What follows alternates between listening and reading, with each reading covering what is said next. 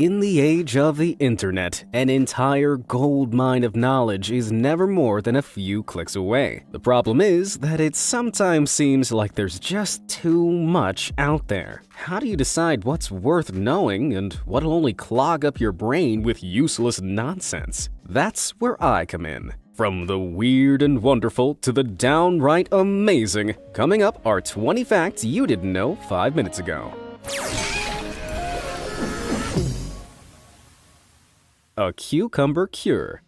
Picture this. You have a first date planned at a fancy restaurant, but when you arrive, you realize you forgot to bring any breath mints with you. And to make matters worse, you've just ordered garlic bread as a side. Fear not, friend. All you need to do is order a side salad with cucumber. You see, fibrous vegetables such as celery and cucumbers boost your mouth's saliva production, which washes away odor-causing bacteria and, in turn, cures bad breath. For a simple hack, holding a slice of cucumber between your tongue and the roof of your mouth for about 90 seconds can help to eliminate nasty odors. And if there's no cucumber on the menu, parsley also has the same odor-neutralizing effect. So just discreetly chew on your garnish and you should be covered.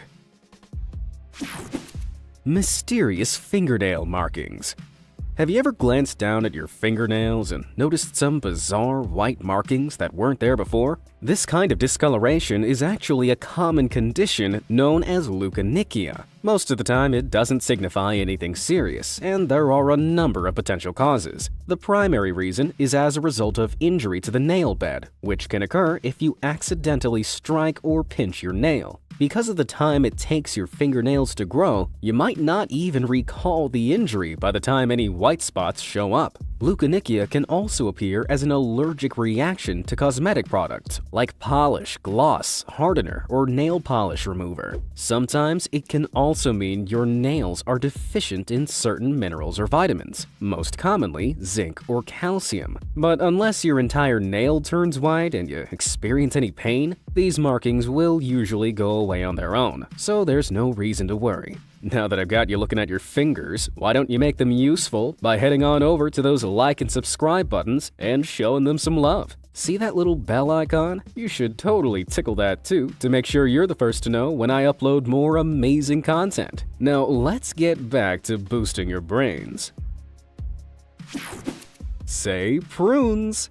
Before you have your photograph taken, you should expect to hear the oh-so-familiar phrase, say cheese. But back in the day, prunes were on the menu instead. In the 1800s, most people weren't comfortable smiling due to a general lack of good dental hygiene, which meant they didn't have very attractive teeth. Having your photograph taken was also considered a luxury and was treated with a good deal of seriousness, meaning a big, cheesy grin was seen as childish. So, photographers in British studios in the 1840s told people to say prunes to keep their mouths taut instead. And that predates today's fish-faced pout by about 180 years. By the mid-20th century, photography had become much faster, cheaper, and more casual. Plus, people had better teeth. So when Kodak started making cameras in the US, which ordinary people could afford to buy, they marketed them with photographs of smiling faces. Former ambassador Joseph E. Davies was the one to come up with the idea to say cheese as the perfect formula for an instant smile. And the rest is history.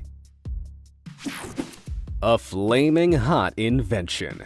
In 2019, Flaming Hot Cheetos were declared America's favorite snack brand for the third consecutive year. But what if I told you that the super addictive snack nearly didn't exist at all? In 1976, 18-year-old Richard Montañez was hired as a janitor at a Frito-Lay plant in Rancho Cucamonga, California. The position paid $4 an hour with benefits, and Montañez's wife filled out the application for him because he struggled to read and write. While on the job, Montañez noted that a broken machine on the Cheetos assembly line had spat out a batch of plain Cheetos without the cheese powder dust. Montañez took the Cheetos home and dusted them with chili powder. He credits the idea to a favorite snack, grilled corn dressed with lime and chili powder sold by a local street vendor. Montañez first pitched the idea to former PepsiCo CEO Roger